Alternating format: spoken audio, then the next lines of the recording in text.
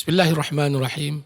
Alhamdulillah wassalatu wassalamu ala Rasulillah wa ala alihi wa sahbihi wa man walah. Tuan-tuan dan puan-puan sekalian, Assalamualaikum warahmatullahi wabarakatuh. Alhamdulillah, segenap pujian kita panjatkan kepada Allah Subhanahu wa taala yang telah mengurniakan kita dengan kekuatan dan kesihatan untuk kita meneruskan ibadah puasa yang istimewa ini. Di bulan yang penuh barakah ini, bulan yang mana kita mendidik akhlak murni dan kepribadian kita. Pembinaan akhlak adalah misi yang terpenting dalam pembinaan kepribadian seorang Muslim. Bahkan ia adalah misi yang menjadi tujuan dasar utusan Rasulullah sallallahu alaihi wasallam. Baginda bersabda yang bermaksud, sesungguhnya aku diutus hanya untuk menyempurnakan kemuliaan akhlak. Hadis riwayat Imam Al-Baihaqi dari Abu Hurairah radhiyallahu anhu. Hal ini disahkan oleh Al-Quran sendiri.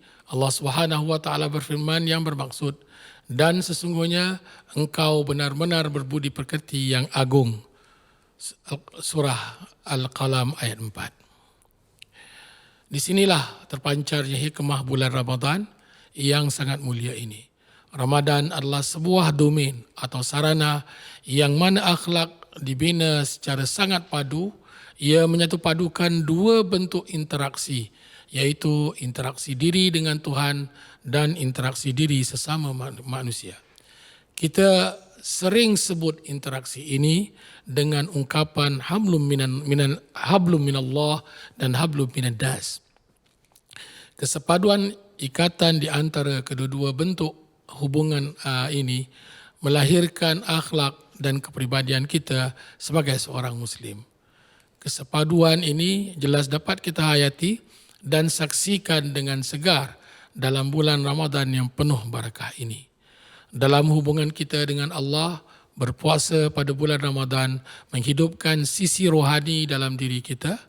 Puasa meningkatkan nilai takwa kita pada Tuhan Rabbul Alamin sehingga kita mampu menundukkan segala bentuk nafsu dalam diri kita. Kita boleh sahaja curi-curi makan dan minum secara senyap dan sembunyi. Tetapi ia sesuatu yang tidak akan kita lakukan sama sekali kerana kita sedar dan tahu bahawa Allah Subhanahu wa taala sentiasa melihat kita. Kesedaran ini adalah sesuatu yang kita rasakan dengan penuh serius dan ikhlas dalam bulan Ramadan ini. Bahkan puasa juga mencegah kita dari perkataan dan perbuatan yang keji dan kotor. Memang benarlah sabda baginda sallallahu alaihi wasallam dalam sebuah hadis yang bermaksud, puasa itu ibarat perisai. Pada saat puasa, janganlah kamu mengucapkan kata-kata kotor, tidak sopan dan tidak enak didengar. Dan jangan pula kamu bertengkar jika di antara kalian ada yang memaki atau mengajak berkelahi, hendaklah kamu katakan kepadanya, sesungguhnya aku sedang berpuasa. Hadis riwayat Bukhari, Muslim dan An-Nasa'i. Selain mempertingkatkan hubungan kita dengan Allah atau hablum minallah ini, puasa juga melengkapkan peningkatan hubungan kita dengan sesama insan atau hablum minan nas. Sebagaimana roh mempunyai jasad, begitu juga sisi kerohanian kita perlu berinteraksi dengan dunia fizikal yang nyata. Pembinaan akhlak mulia dalam berinteraksi sesama insan, dalam konteks ini pembinaan silaturahmi tidak berlaku dalam kekosongan atau dibina dalam awang-awangan. Realitinya ialah suatu akhlak itu dipupuk dan dibina apabila kita berinteraksi dengan sekitaran kita, baik sesama manusia ataupun sesama makhluk Allah yang lain. Sebagai contoh, sifat kesabaran tidak mungkin dipupuk dengan baik jika kita tidak diuji oleh dinamika sekitaran yang memaksa kita untuk bersabar. Begitu juga sifat kejujuran mungkin tidak terselah jika kita tidak berhadapan dengan kebelut dan cabaran yang memerlukan kita bersikap jujur dalam tindak tanduk kita. Sebagaimana sifat kasih sayang dan rasa peduli hanya akan dapat kita hayati jika kita berinteraksi sesama manusia dan makhluk yang lain. Bibit-bibit akhlak pula dibina apabila kita mengamati disiplin diri. Dan sebenarnya memang bukan mudah untuk kita mendisiplinkan diri kita kerana jiwa manusia sentiasa cenderung kepada kehendak hawa nafsunya yang tidak pernah puas. Namun, bagaikan mukjizat yang sukar dijelaskan, kita berupaya mendisiplinkan diri kita jauh lebih baik dari apa yang kita jangkakan ketika kita sedang berpuasa di bulan Ramadan.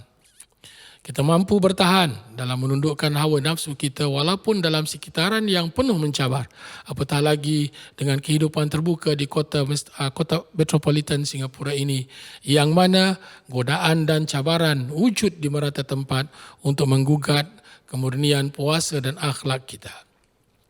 Sebagai contoh, tatkala kita berpuasa, kita pasti bertemu dengan orang-orang atau teman-teman bukan Islam yang mungkin tanpa memahami makan dan minum di hadapan kita. Dan itulah realiti kehidupan sebuah masyarakat majmuk yang berbilang kaum dan agama. Bukan itu sahaja, gerai-gerai makanan yang bertaburan di merata tempat, medan-medan hiburan yang terbuka luas siang dan malam, tarikan-tarikan sensasi online bagaikan candu yang boleh membarakan nafsu dan kehendak kita. Baik dalam hal-hal pemakanan, tutur kata, tingkah laku dan pemikiran. Kita hadapi semua ini dengan penuh istiqamah demi menjaga kualiti dan kemurnian ibadah puasa kita ini. Realiti hidup sebegini sebenarnya melatih dan memperkukuhkan lagi disiplin diri kita. Dan disiplin yang terbina atas interaksi sebegini lebih bermakna daripada disiplin yang dibina dalam keadaan kita bersendirian. Benarlah sabda baginda sallallahu alaihi wasallam yang bermaksud seorang mukmin yang berinteraksi dengan manusia dan bersabar terhadap kemudaratan mereka lebih besar pahalanya daripada orang mukmin yang tidak bergaul dengan manusia dan tidak sabar terhadap kemudaratan mereka, daripada Sunan Ibnu Majah. Oleh yang demikian, marilah kita anggap kesempatan beribadah dalam bulan Ramadan ini sebagai bekalan dan latihan untuk kita banyak belajar, bersabar dalam menghadapi permasalahan kehidupan, tidak mudah marah, jujur dan lembut, bermurah hati dalam keadaan senang dan sukar, dan bersikap empati dan peduli terhadap nasib orang lain.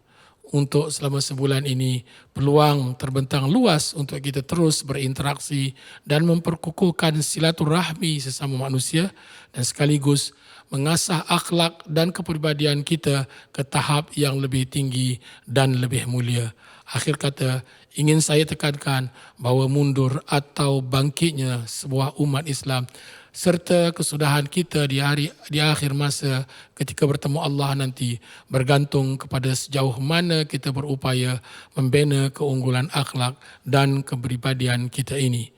Dan berpuasa pada bulan Ramadan adalah antara rukun yang terpenting yang mampu menentukan kesudahan ini semua, insya-Allah. Sekian, wabillahi taufik. Wassalamualaikum warahmatullahi wabarakatuh.